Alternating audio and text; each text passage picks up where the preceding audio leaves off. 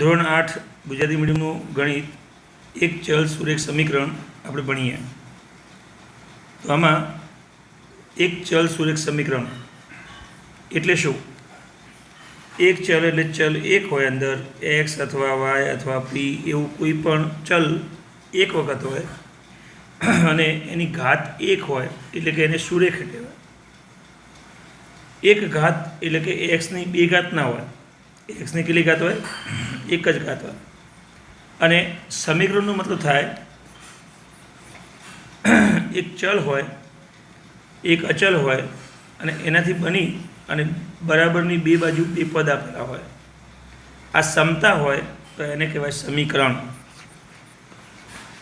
આમાં આપણે જોઈએ ઉદાહરણ નંબર 1.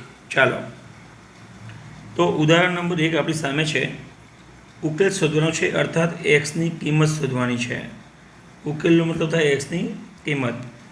અહીંયા આપેલું છે 2x - 3 સામે બરાબરની સામે x + 2. આ એક ભાગ કહેવાય, આ બીજો ભાગ કહેવાય, વચ્ચે બરાબરનું નિશાન એટલે કે સમતા. આને જ કહેવાય, આ સમતા સાથેના આખા ભાગને કહેવાય સમીકરણ. ઠીક છે. હવે આ સમીકરણમાં આગળ પાછળ કરીને આપણને એક્સની કિંમત શોધવાની છે. તો ચલો, એક્સની કિંમત શોધવા માટે પહેલાં શું કરશું? એક્સવાળા પદો એક સાથે આવી જશે. એક આ અને એક આ એક સાથે લઈશું. આ પદ આ બાજુ આવે એટલે ધન છે તો ઋણ બની જશે, અને આ પદ ઋણ છે તો પેલી બાજુ જાય તો ધન બની જશે.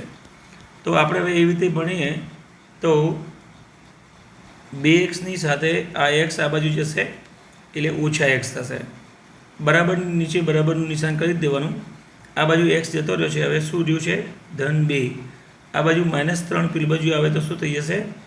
+3 થઈ જશે. ઠીક છે. બરાબરનું નિશાન છે એટલે અહીંયા બરાબરનું નિશાન ના મૂકી શકાય, એટલે આપણે તેથી કરીએ છીએ. આ ના કરવું તો બરાબર નિશાન કરીને તીર આપી દેવાનું તો ચાલશે. એટલે તેથી. હવે ફરી તેથી કરીએ. 2 વખત એક્સમાંથી 1 વખત એક્સ જાય તો કેટલા રહે? 1 વખત એક્સ. આ બાજુ 2 ને 1 કેટલા થઈ જાય? 2 ને 3 કેટલા થઈ જાય? 5. તો અહીંયા તમારો આન્સર એક્સની વેલ્યુ તરીકે આવી ગયો છે. તો આમ આપેલ સમીકરણનો ઉકેલ x = 5 છે. ખબર પડી મિત્રો? હવે આપણે આગળ વધીએ. હવે આપણે આ જે ઉદાહરણ 1 ગણ્યું એના પ્રકારના જ એના જેવા જ દાખલા સ્વાધ્યાય 2.1માં આપેલા છે. પહેલો, બીજો, ત્રીજો, ચોથો, પાંચમો અને છઠ્ઠો આવા જ છે. એટલે આપણે આમાંથી દાખલા ગણવાની ચાલુ કરીએ. એમાં સૌથી પહેલાં લઈએ ફર્સ્ટ એક્ઝામ્પલ, પહેલો જ દાખલો. તો આ છે સ્વાધ્યાય 2.1નો પહેલો દાખલો. ચાલો જોઈએ. તેથી આ 3x એમને આમ રાખીએ. બરાબરની આ બાજુ ધન 2 છે, એ બરાબરની આ બાજુ આવશે તો ઋણ થઈ જશે. -2x આ બાજુ 1/18. તેથી 3માંથી 2 વખત x જાય એટલે 1 વખત x રહે. આ બાજુ બરાબર 18. કેવો રહ્યો દાખલો? હવે આપણે એક્ઝામ્પલ નંબર 2ને લાવીએ અહીંયા. આ છે સ્વાધ્યાય 2.1નો બીજો એક્ઝામ્પલ. ચાલો જોઈએ. અને આ પ્રશ્ન સોલ્વ કર્યા પછી એનો ઉકેલ આવી જાય પછી આપણે એને ચકાસી પણ લઈએ. તો તમે જુઓ, અહીંયા 5t એક પદ છે, અહીંયા 3t એક પદ છે. બરાબરની એક આ બાજુ છે, એક આ બાજુ છે. તો આપણે શું કરીએ? 3tને આ બાજુ લઈ દઈએ અને 3ને પેલી બાજુ લઈ જઈએ. તો એના માટે આપણે શું કરશું કે 5t બરાબર છે અને આ 3t આ બાજુ એટલે -3t થઈ જશે. હવે આ બાજુ કોણ રહ્યું? તો કે આ બાજુ આ -5 રહ્યો, એટલે એને સાચવીને લખવાનું. અને આ માઇનસવાળું પેલી બાજુ 3માં આવી જશે. માઇનસ હતું તો પ્લસ થઈ ગયું. તેથી આ 5માંથી 3 જાય તો 2t, અને આ બાજુ 5 અને 3 એક ધન એક ઋણ એટલે બાદબાકી થાય, અને મોટી સંખ્યા ઋણ છે એટલે જવાબ ઋણ થાય. 5માંથી 3 જાય તો 2. એટલે અહીંયા ટીનો જવાબ આ બાજુ -2 છે. આ ગુણાકારમાં હતું, હવે પેલી બાજુ જાય તો ભાગાકારમાં થઈ જશે, એટલે ભાગાકારમાં 2. તો તેથી ટીનો બરાબર અહીંયા આનો મતલબ થાય -2 × 1/2, એટલે 2 ઉડી ગયા. તો અહીંયા -1 જવાબ રહેશે. હવે આપણે ચકાસીએ કે આ એક્ઝામ્પલ સાચો છે કે ખોટો. એના માટે આપણે શું કરીએ, સૌથી પહેલાં આને એક સાથે લઈ લઈએ, બરાબર. આને કરીએ નાનું,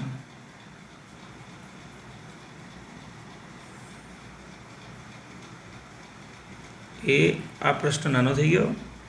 હવે આપણને ડિસ્ટર્બ ના કરે એમ. અને હવે આને ચકાસીએ તો તમારું પેલું પ્રશ્ન હતો 5t - 3 અને આ બાજુ 3t - 5. હવે આપણે આને કહેવાય ડાબી બાજુ અને આને કહેવાય જમણી બાજુ. ઠીક છે. તો ડાબી બાજુમાં એક t બરાબર 1 મૂકવાનો -1 અને જમણી બાજુ પણ t બરાબર -1 મૂકવાનો. સરખો જવાબ આવતો હોય તો આ જવાબ સાચો, એને કહેવાય ચકાસણી કરવી. બધા પ્રશ્નમાં એવું કરી શકાય. તો આપણે ડાબી બાજુ લખીએ. ડાબી બાજુ 5t - 3, 5 અને tની જગ્યાએ કાઉન્સ કરું -3. આ tની જગ્યાએ જે કાઉન્સ કર્યો એની જગ્યાએ એની કિંમત આપણે -1 મૂકી દઈએ, આ રહ્યા લાવી દઈએ. તો હવે કેટલા આવ્યા? 5 એકા 5, પણ કેવા? ઓછા. આ બાજુ -3 છે જ, એટલે 5 ને 3 8, કેમ કે ઓછા ઓછા સરવાળો થશે પણ રહેશે ઓછા જ. હવે આપણે જમણી બાજુ કરીએ. તો જમણી બાજુ બરાબર, જમણી બાજુ શું આપ્યું છે? 3t - 5 આપે છે ને. તો 3 પછી tની જગ્યાએ -1 લખીએ કાઉન્સમાં, -5. આ બાજુ 3 એકા 3, પણ કેવા? ઓછા -5, એટલે 2 બાદબાકી જ છે, અર્થાત સરવાળો થાય પણ રહેશે માઇનસ. અર્થાત ડાબી બાજુ બરાબર જમણી બાજુ. એટલે અહીંયા ડાબી બાજુ બરાબર જમણી બાજુ થતું હોવાથી ડાબામાં પણ -8 આવે છે, જમણી બાજુમાં પણ -8 આવે છે. અર્થાત ડાબા બરાબર જવાબ, એટલે કે આપણે આ ચકાસી લીધું એ સાચું છે. આપણે જે જવાબ x અહીંયા t બરાબર -1 લાવ્યો એ સાચો છે. ખબર પડી ગઈ? હવે આપણે એના પછીના પ્રશ્ન ઉપર જઈએ. અને હવે બીજો પ્રશ્ન થઈ ગયો, પહેલો થઈ ગયો. હવે ત્રીજો ક્વેશ્ચન લઈએ. ચાલો, ત્રીજા પ્રશ્નમાં પણ આપણે જોઈએ તો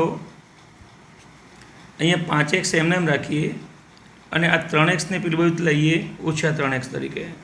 બરાબરનું નિશાન કરી દીધું. આ બાજુ 5 પડ્યા જ છે અને આ બાજુ જે ધન 9 હતા એ હવે -9 થઈ જશે. તેથી 5માંથી 3 જાય તો કેટલા રહે? 2x.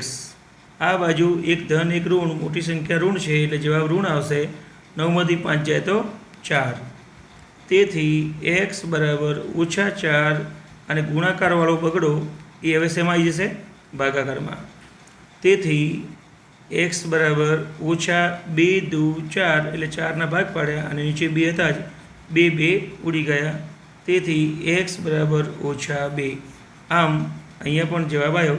તમારે જો ચકાસણી કરવી હોય તો ડાબી બાજુ બરાબર જમણી બાજુ કરવાનું. આ ડાબી બાજુ છે, આ જમણી બાજુ છે. ડાબી બાજુમાં કિંમત xની મૂકવાની. ધારો કે અહીંયા -2 મૂકીએ તો કેટલા આવે? તો ચાલો હું સમજી દઉં તમને. ફરીથી આને ચકાસણી કરીએ. તો ચકાસણી કરીએ તો એ આને નાનું કરવું પડશે. એ આ નાનું થઈ ગયું, -2 આયા x બરાબર. હવે ચકાસણી કરીએ તો ચકાસણીમાં ડાબી બાજુ શું આપ્યું છે? 5x + 9. 5 કાઉન્સમાં xની વેલ્યુ મૂકશું +9. xની વેલ્યુ આપણી પાસે -2 છે.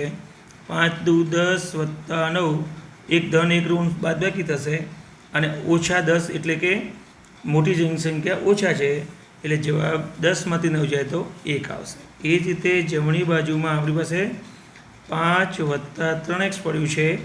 5 + 3 અને કાઉન્સમાં આપણે ઉકેલા મૂકીએ x બરાબર -2, એટલે કે 5 + -6 વત્તા ઓછા 5 - 6 બાદબાકી થશે. મોટી સંખ્યા માઇનસ એટલે જવાબ -1.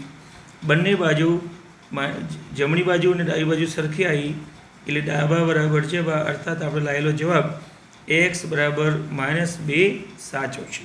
ખબર પડી ગઈ? બાકીના એક્ઝામ્પલ, આ પ્રશ્ન 3 થયો તો બાકીના 2-3 એક્ઝામ્પલ જે ગણવાના બાકી છે આ રીતના એ નેક્સ્ટ વિડીયોમાં ગણીશું.